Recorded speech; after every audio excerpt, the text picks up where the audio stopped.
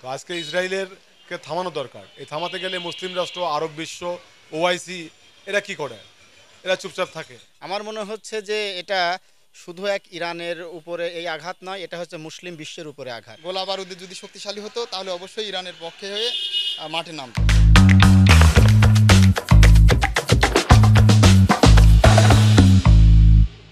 Fischer 360 পথের প্যাচালে আপনাদের স্বাগতম। আজকে আমাদের বিষয় ইসরায়েলি আগ্রাসনের বিরুদ্ধে মুসলিম বিশ্বের দেশগুলো কি ভাবছে। এ বিষয়ে সাধারণ মানুষের মন্তব্য জেনে আসি, চলুন। অপরদিকে ইরান এবং ইসরায়েলের যে সাম্প্রতিক যে ছয় দিন, আজকে দিয়ে 6 দিন যে সংঘাত চলছে, এটি শুরুই করেছে ইসরায়েল। অথচ এটা নিয়ে G7 বা পশ্চিমা বিশ্ব এটা নিয়ে কথা বলছে না। তারা বরং ইরানের উপরে দোষারোপ চালাচ্ছে। পারমাণবিকের এই ধোঁয়া, তুলে এই ধূম্রজাল সৃষ্টি করে ধোঁয়াশা তৈরি করছে।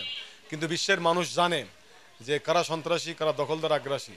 ইসরায়েল পরিষ্কার দখলদার আগ্রাসী রাষ্ট্র, সবসময় দখল করে। যাদের নিজেদের অস্তিত্ব ছিল না, 48 সালে এসে জেরুজালেমে তাদেরকে আশ্রয় দিল, তারাই এখন পুরা জেরুজালেম সহ মানে ফিলিস্তিনের গাজার ভূখণ্ড প্রায় 90% দখল করে নিয়েছেন। এবং তো আজকে ইসরায়েলেরকে থামানো দরকার। এই থামাতে গেলে মুসলিম রাষ্ট্র, আরব বিশ্ব, ওআইসি এরা কি করে? এরা চুপচাপ থাকে। তুরস্ক কথা বলে, সৌদি আরব টিম করে কথা বলছে, মিশর চুপচাপ, সিরিয়া চুপচাপ, শুধুমাত্র লেবাননের হিজবুল্লাহ আর ইয়েমেনের হুতি এই সামান্য এই প্রতিরোধ দিয়ে আসলে এই যুদ্ধে টিকে থাকা খুবই মুশকিল। এই যুদ্ধ আহ, এক ধরনের তৃতীয় বিশ্বযুদ্ধের ছায়াযুদ্ধ বলা চলছে। এখন সারা বিশ্বের যারা শান্তিকামী রাষ্ট্র আছে, তারা এক হয়ে এই আমেরিকা এবং ইসরায়েলের আগ্রাসন রুখে দেওয়া উচিত।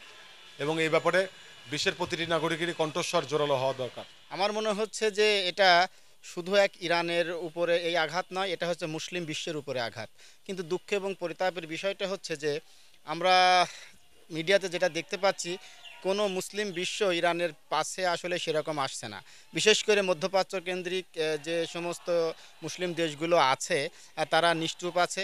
পাশাপাশি ওআইসি যে একটা সংগঠন আছে, তারাও এ পর্যন্ত কোনো বিবৃতি বা এই জাতীয় কিছু দিয়েছে, প্রতিবাদমূলক কিছু করেছে, এটা আসলে দেখা আমরা পাইনি।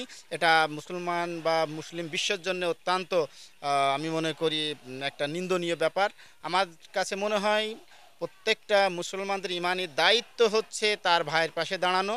যেহেতু কোরআনের ভাষায় বলা হয়েছে যে যারা অমুসলিম, যারা কাফির, যারা নাস্তিক, যারা মুশরেক, তারা হচ্ছে পরস্পর আসলে এক, কিন্তু আমরা এক হতে পারতেছি না। আমরা শুধু বলি ওয়াতাসিমু বিহাবলিল্লাহ। আমরা একত্রিত হওয়ার জন্য কোরআনের নির্দেশনাকে আমরা অবজ্ঞা করছি, অমান্য করছি। আর এইটাই হচ্ছে আমাদের জন্য একটি দুঃখের বিষয়। তো আমি মনে করি যে অবশ্যই প্রত্যেকটা মুসলিম দেশের এখন ইরানের পাশে দাঁড়ানো উচিত, কারণ এটা মুসলমানদের অস্তিত্বের লড়াই। এখন ব্যাপারটা হচ্ছে মুসলিম বিশ্ব সব তো মানে একজোট নেই, অনেকটা দ্বিমত থাকার কারণে ইসরায়েল বিভিন্ন যে ধ্বংসলীলা চালাচ্ছে, যেমন আছে ফিলিস্তিনের গাজা প্রায় নির্মূলের পথেই।